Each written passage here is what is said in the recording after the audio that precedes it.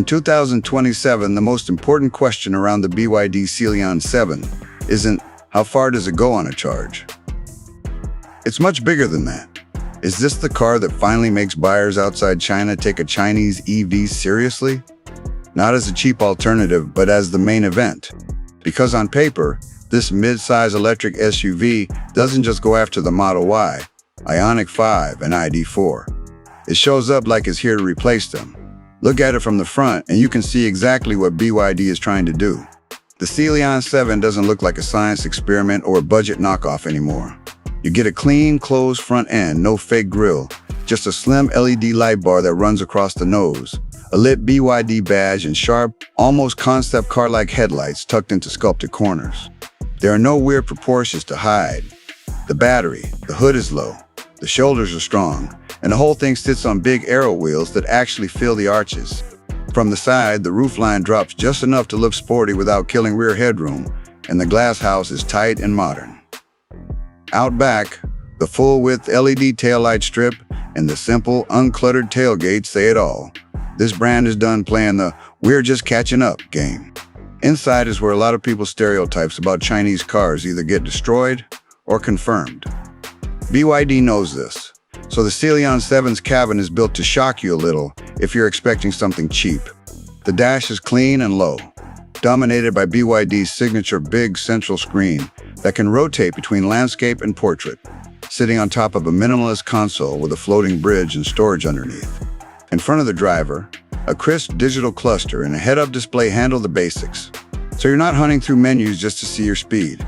Materials are where things get interesting. Soft touch on the major surfaces, fabric or leatherette patterns that look more Scandinavian than budget. China, ambient lighting running along the doors and dash, and a steering wheel loaded with shortcut controls. The whole thing feels like a proper tech product, not a taxi. Space is exactly where it needs to be to hurt the established brands. The Sealion 7 is a true mid-size SUV, a legit 5-seater, with enough rear leg room for adults to get comfortable and a flat floor that actually makes the middle seat usable. The rear seats recline, the cargo area is wide and square, and with the rear roll folded, you got serious space for bikes, boxes, or camping gear. There's under-a-floor storage for charge cables and smaller items, and depending on spec, you might even see a small front trunk. It's not a 7-seat monster, it's targeted right at the heart of the family EV market. Underneath, BYD is betting everything on its hardware. The Sealion 7 rides on the company's latest e-platform with the Blade Battery tech they've been bragging about for years. Thin, structural battery packs designed for safety, energy density, and long life. Powertrain options cover the bases. A single-motor rear-drive version focusing on range and value, and a dual-motor alley-wheel drive version aimed at people who actually care about 60. You're talking performance that, in AWD form, comfortably lives in hot hatch embarrassing territory, instant torque, clean mid-range punch, and a Seal 100 km/h time that starts with a 4 or a low 5. Not supercar fast, but absolutely more than enough to make an on-ramp fun. Range and charging are where BYD knows the spec sheet will be compared line by line with Tesla.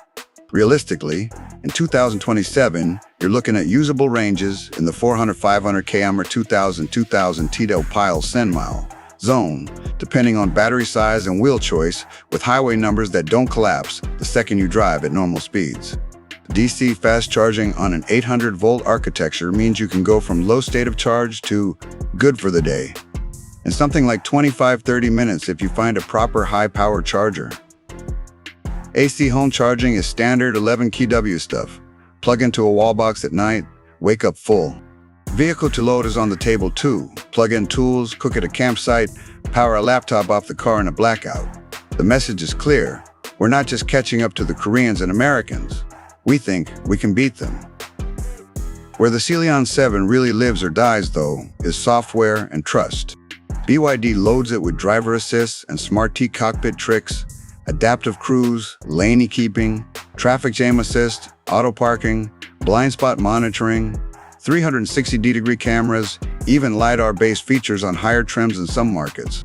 The screen runs BYD's own OS with app support, over-the-air updates, and voice control that doesn't feel like shouting at a dumb robot. That's the upside. The flip side is the question a lot of buyers outside China will be asking. Do you trust a brand you've never owned, with this much connectivity and this much control? BYD knows that perception battle will matter more in Europe, Australia, and, if it ever happens, the US, than any one spec number. Pricing is the part that will keep other brands up at night. In China, Sealion-class SUVs undercut the Western competition while often offering more kit. Converted roughly, you could be looking at something in the mid-30,000s equivalent for a well-equipped single-motor Sealion 7 and into the low to mid-40,000s for dual-motor, high-trim models with all the toys. If BYD can get close to those value levels in export markets, even after tariffs and dealer margins, it doesn't just undercut a Model Y or Ioniq 5. It embarrasses them on price-to-hardware ratio. The 2027 BYD Sealion 7, if BYD plays it right, is more than just China's latest EV. It's a stress test for the entire segment. How much are buyers really willing to pay for a familiar badge when a newcomer shows up with equal or better range, more features, and a lower sticker? If the Sealion 7 sells well outside China, it won't just be a win for BYD. It'll be the moment a lot of people realize the EV world is no longer built around Western brands at all. If you enjoyed this look at the 2027 BYD Sealion 7, don't forget to like the video, subscribe to Grab on Cars, and tell us in the comments, if this landed in your country at the right price, would you pick it over a Model Y or an Ioniq 5? Or are you still not ready to daily a Chinese EV? Thanks for watching. Drive safe, stay charged, and we'll see you in the next one.